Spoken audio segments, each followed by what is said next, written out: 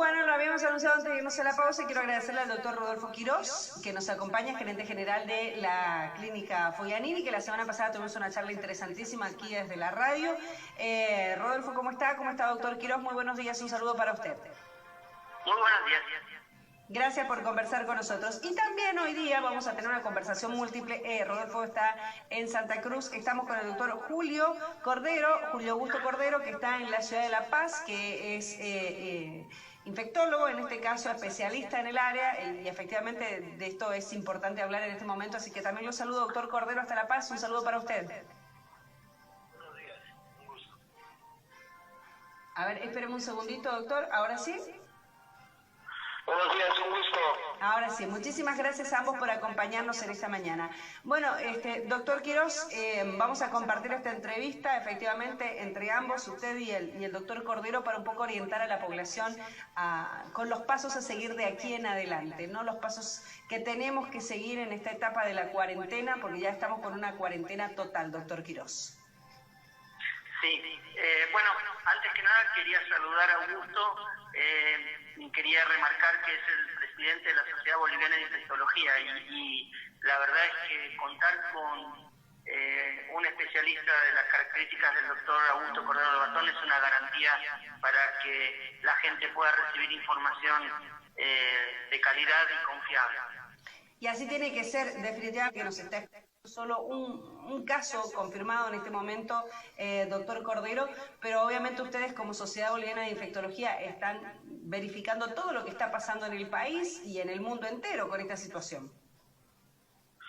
Sí, así es, estamos al pendiente de los reportes diarios que está sacando el Ministerio de Salud con la información que está proporcionando el CENETROP, e igual haciendo las proyecciones y estimados de lo que es este tema de COVID-19 en Bolivia, ¿no?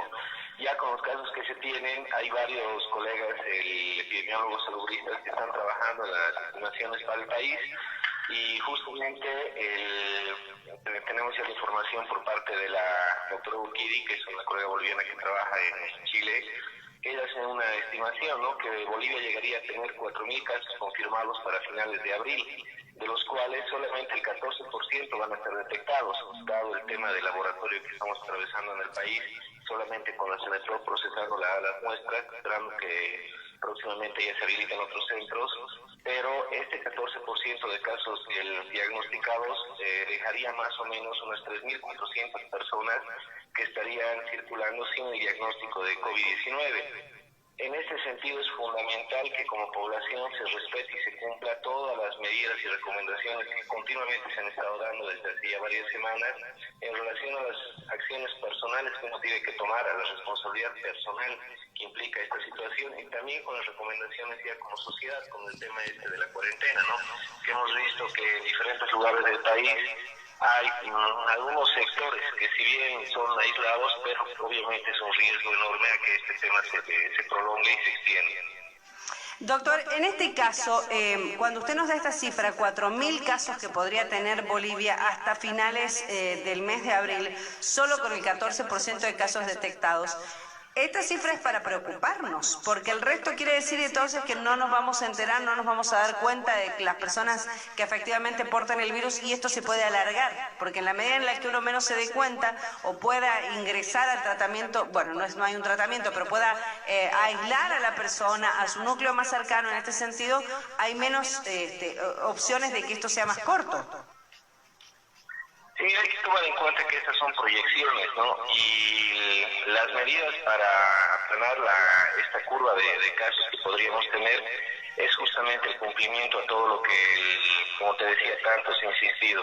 O sea, que el comportamiento de las personas, de la sociedad y de todo el país en su conjunto es el que va a marcar la tendencia finalmente hacia qué escenario nos vamos a mover, ¿no? Hay un escenario favorable, uno intermedio y uno desfavorable. Y obviamente las conductas que tengamos como personas y el cumplimiento a lo que tanto se ha ido difundiendo de higiene respiratoria, protocolo de la tos, el distanciamiento social y todas estas medidas, pues las debemos cumplir, ¿no? Llama la atención que todavía hay sectores que, bueno, son medio resistentes al tema de mantener el aislamiento o las medidas que se han recomendado. vemos como hay algunas personas que llegan del exterior y sabiendo que han estado en contacto con casos ya confirmados de COVID-19, pues bueno, van, viajan, circulan, van a hacer matrimonios, como lo que comentaron recién uno de los últimos casos. O sea que ahí tenemos el principal factor de riesgo, ¿no? Pero hay que tomar en cuenta eso, en la medida en la que como personas y como sociedad seamos responsables con todo lo que está pasando y asumamos las medidas que se están indicando, eso va a marcar finalmente el futuro de nosotros como país frente a COVID-19, ¿no? O sea, eso ya se ha visto en otros países que en la medida del cumplimiento a las instrucciones han determinado pues el curso de la enfermedad. Y en este sentido, doctor Quirós, entonces, ¿cómo podemos calificar el comportamiento o qué deberíamos esperar del comportamiento de la población? Que nos hemos visto sorprendidos, creo que muchos, ustedes aún más, imagino, en el sistema de salud, de ver que algunos sectores toman esto todavía sin responsabilidad, o sea, como si fuera una fiebre o un resfrío más. Yo quisiera complementar un poco antes lo que dijo el doctor Augusto Cordero Lobatón. En realidad es muy difícil para un país saber la cantidad real de pacientes infectados. El dato que es confiable es la cantidad de pacientes fallecidos. Cuando uno tiene un alto nivel de sospecha de que un paciente con enfermedad respiratoria severa pueda tener coronavirus y se pida la prueba. Lo importante, digo, ¿por qué el fallecido? Porque en realidad uno lo que está midiendo en el mundo es lo que se llama tasa de letalidad, que es la cantidad de pacientes que mueren sobre el total de pacientes enfermos en general, y no sobre el total de pacientes infectados. Esto lo comento porque en realidad la mortalidad del COVID todavía no se puede definir. Se estima que es mucho más baja de lo que se piensa, porque en realidad hay una gran cantidad de pacientes infectados que no se conocen, que no declaran su enfermedad, porque en realidad los síntomas en general son leves, y cuando uno divide el mismo número de pacientes fallecidos en un país sobre una base poblacional mucho mayor, la mortalidad baja. Ahora, la preocupación es el problema de la letalidad, que es que determinados grupos de riesgo, cuando adquieren la enfermedad, tienen una mayor tasa de mortalidad. Pero eso no implica que la gente adulta inexorablemente, si se infecta, va a tener un desenlace fatal, porque eso no ha sido así. Hay un evento que sucedió en un crucero, que es el Diamond Princess, donde la gente que estaba en el crucero era gente mayor, por encima de los 60 años, y la tasa de mortalidad en ese crucero fue extremadamente baja, del 1%. Eso es para aclarar un punto. El otro es que, como le decía, si uno quiere ver la evolución de las medidas y la efectividad de las medidas, no debería guiarse por el número de pacientes confirmados, sino por el número de fallecidos. Cuando Italia implementó las medidas, ya tenía más de 600 muertos por COVID. Y cuando España implementó sus medidas de aislamiento, tenía más de 200 muertos por COVID. O sea que estamos un paso adelante, doctor. Disculpe que lo interrumpa, pero vamos un paso adelante porque aquí no tenemos ningún muerto todavía en Bolivia. Exactamente. La ventaja de Argentina, la ventaja de Bolivia, es que estos países han implementado las medidas de aislamiento con una muy baja cantidad de fallecidos. En el caso de Argentina, hasta la fecha hay 4. En el caso de Bolivia, por suerte, no hay ningún fallecido, pero insisto, es que es muy importante que los médicos tengan un alto nivel de presunción de esta enfermedad en pacientes que tengan insuficiencia respiratoria y estén asistidos en terapia intensiva. Pero supongamos que el número es cierto, la verdad es que uno está yendo un paso adelante, como usted dice. Ahora bien, como decía el doctor Lobatón, como el aislamiento se implementó el día domingo, es muy probable que haya nuevos casos confirmados y que la curva siga creciendo por los próximos 14 días, porque pueden ser personas que hayan adquirido la infección antes, o que hayan tomado contacto, con pacientes antes del comienzo del aislamiento. Por lo tanto, uno no se debería preocupar por el aumento de casos confirmados en los próximos 14 días. Lo que uno debería esperar es qué pasa después de los 14 días y ver si ese crecimiento disminuye, por sobre todo si el número de fallecidos no se incrementa significativamente. Y eso es lo que la mayor parte de los investigadores están mirando actualmente. el número de fallecidos. Ahí donde tenemos que concentrarnos. Bueno, y el uso de los sistemas de salud, ¿cómo lo deberíamos hacer entonces? Porque también, así como hay un número de la población, en todo caso que bueno, está reacio a seguir todavía con las normativas, hay otro número que está en el otro extremo, que a veces hasta por un simple resfrío tiene preocupación, llama por teléfono y puede saturar el sistema de salud. ¿Cómo debemos hacer el uso del sistema de salud en este tipo de circunstancias, doctor Quirós? Bueno, a ver, muy importante la pregunta. En realidad, como le dije siempre, lo charlamos en una oportunidad anterior, no es importante la cantidad de gente que se infecta y la cantidad de fallecidos en sí mismo, por más que es un problema grave, sino la velocidad con que esto se produce. En China hubo más de 3.000 personas fallecidas, pero en un muy corto periodo de tiempo.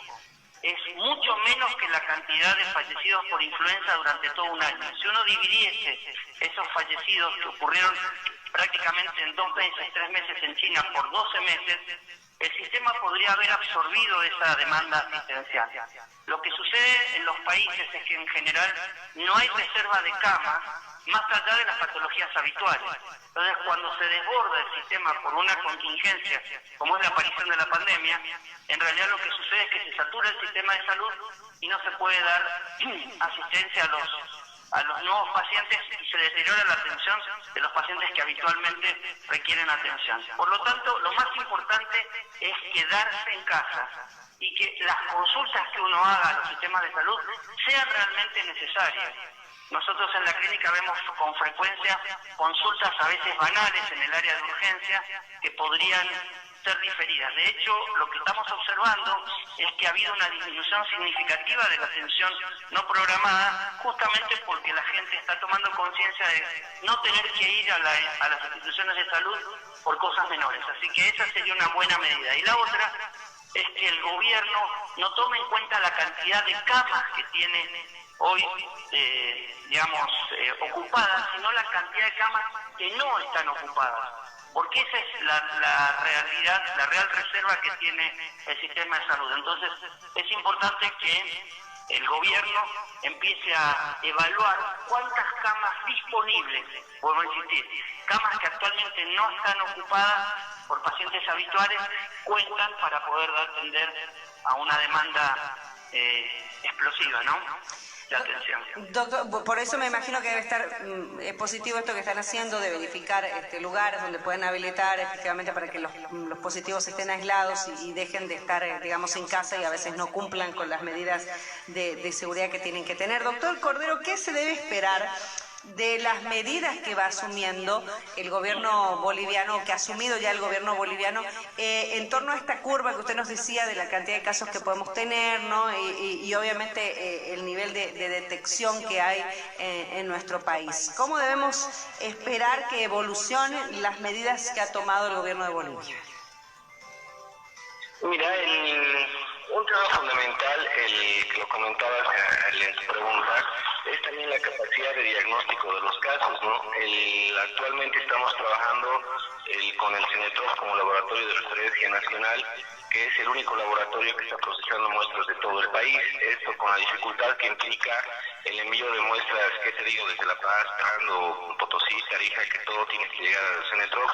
Y obviamente el tema de capacidad de asumir toda esa carga de trabajo y de poder hacer un reporte rápido es también importante, ¿no? Porque en la medida en la que identifiquemos rápidamente los casos, se van a evitar más contactos y se aplican ya las medidas respectivas, ¿no?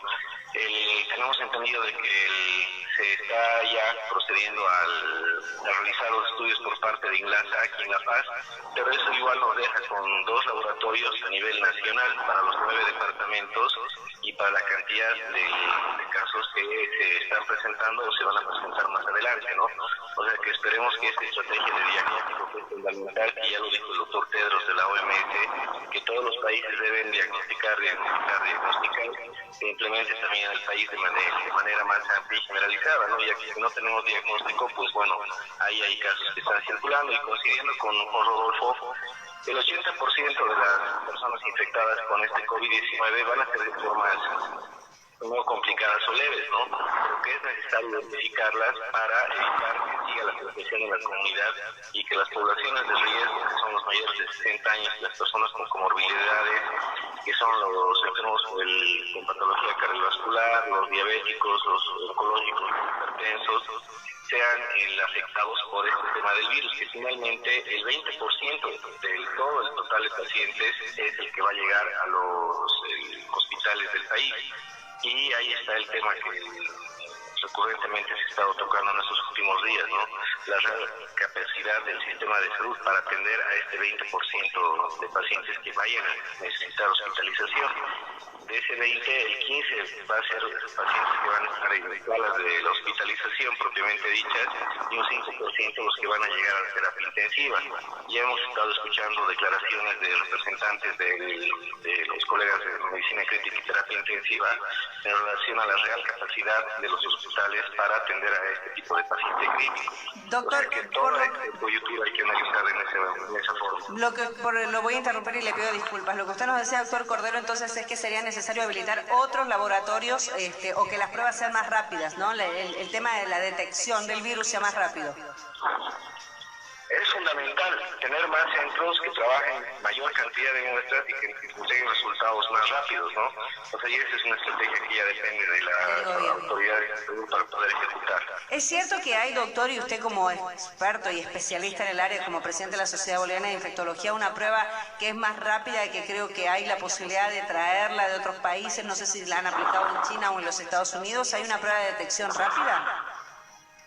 Claro, mira, Aprobada. Es el que tiene dos partes.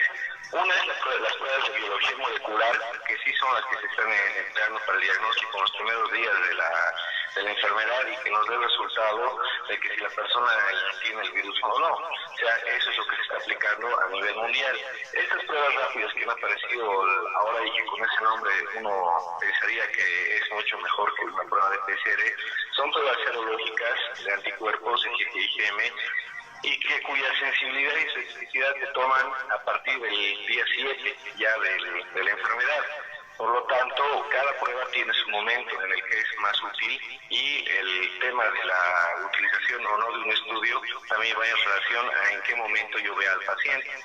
O sea, todo lo que se puede utilizar está bienvenido, pero hay que ver esta parte técnica de implementar una prueba A o una prueba B, partiendo de que en La Paz, por lo menos en La Paz, en Bolivia, tenemos aproximadamente unos 13-15 laboratorios de biología molecular que podrían realizar esta prueba de RT-PCR. La cosa es diseñar la estrategia de una red nacional de laboratorios que puedan correr o trabajar todas las muestras que se vayan presentando. O sea, tenemos los centros, tenemos el equipamiento, hay el profesional capacitado, lo que falta es una estrategia para montar esta red de laboratorios para este tipo de pruebas de biología molecular. Bueno, ese es un tema que obviamente tiene... Sí, adelante, doctor Quiroz. Quería agregar algo pues importante, como decía el doctor Lobatón, hoy hay un ofrecimiento permanente de incorporar técnicas de diagnósticos que no han sido validadas algunas y cuya utilidad para el tamizaje inicial, para la detección inicial de pacientes infectados con coronavirus no sirven porque son de detección de anticuerpos, que es como medir si el paciente ha tenido una respuesta a la infección inicial y no detectar que el paciente esté infectado recientemente. La prueba que se está haciendo es una prueba, de biología molecular muy compleja por las características del virus. Quiere decir esto que los laboratorios que necesitan o que pueden hacer esta técnica tienen que contar con una infraestructura bastante sofisticada para poder hacer la extracción del material genético del virus y poder después amplificarlo. Hay una prueba que está en curso, que es de un laboratorio que permitiría hacer el diagnóstico de forma más segura, no más rápido, pero más segura a través de la posibilidad de hacerlo a través de un sistema mucho más automatizado. El tema es que no está disponible en este momento, pero lo que quiero remarcar es que es muy importante que el gobierno tome control de la información para no generar situaciones donde la gente que está pasando sin síntomas quiere ir a un lugar a hacerse la prueba solo para saber si tiene o no tiene infección por coronavirus. Eso lo tiene que manejar el gobierno a través de una red, articulada de laboratorios. Si no, va a ser caótico y la gente va a empezar a entrar en pánico. Claro, y es lo que a veces está ocurriendo, ¿no? Y hay que enfocarse también en los grupos de riesgo, es decir, más allá, por lo menos en Santa Cruz se preocupa el hecho de que aquí se ha dicho que podemos ser el primer departamento o el único, en todo caso, que tenga casos de contagio local, ya porque la cantidad de casos que tenemos hasta el momento. Entonces hay que enfocarse un poco en los grupos de riesgo, ¿no? En esta región. Doctor Quirós, le quiero agradecer y le dejo los micrófonos igualmente al doctor Cordero Lobatón para que, le podamos decir a la gente que hoy la mejor manera de cuidarse es quedarnos en casa. Doctor Quirós. Totalmente, bueno, como le dije, es muy importante que la gente retenga las medidas de mayor impacto. Nosotros vemos que se hacen recomendaciones de qué hacer con la ropa, qué hacer con la suela de los zapatos, la gente anda con guantes por la calle, barbijos, y eso no tiene ninguna utilidad. De hecho, genera una falsa sensación de seguridad y vemos que la gente que va con barbijos por la calle se toca la cara mucho más veces que la gente que no porta barbijos, lo cual genera un riesgo.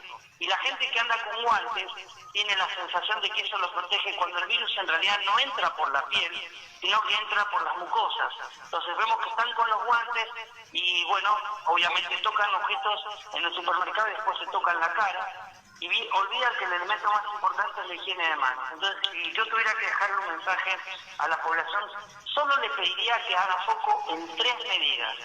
1, la higiene de manos con alcohol gel o con agua en jabón, antes de comer, antes de preparar los alimentos, después de utilizar el baño y después de tomar contacto con superficies sucias. Toser en el pliegue del codo y por último, mantener distanciamiento social de otras personas, fundamentalmente quedándose en casa. Si toda la población aplicara solo esas 3 medidas, seguramente podríamos aplanar la curva y poder salir de esta situación con el menor impacto posible. Gracias, doctor Quirós. Le mando un saludo como siempre. Vamos a estar conversando. Es una etapa en la que recién estamos empezando esta etapa de cuarentena. Yo me quedo con esto. Ya estamos un paso adelante de lo que usted nos ha dicho en relación a otros países donde vemos que están muriendo cientos de personas por día. Gracias, doctor Rodolfo Quirós. Gracias, doctor Julio Arturo Cordero Lobatón. También un saludo para usted hasta La Paz. Vamos a estar también pendientes y permanentemente consultándole. Muchas gracias. Gracias. Doctor. Igualmente, doctor Cordero. Un saludo a ambos.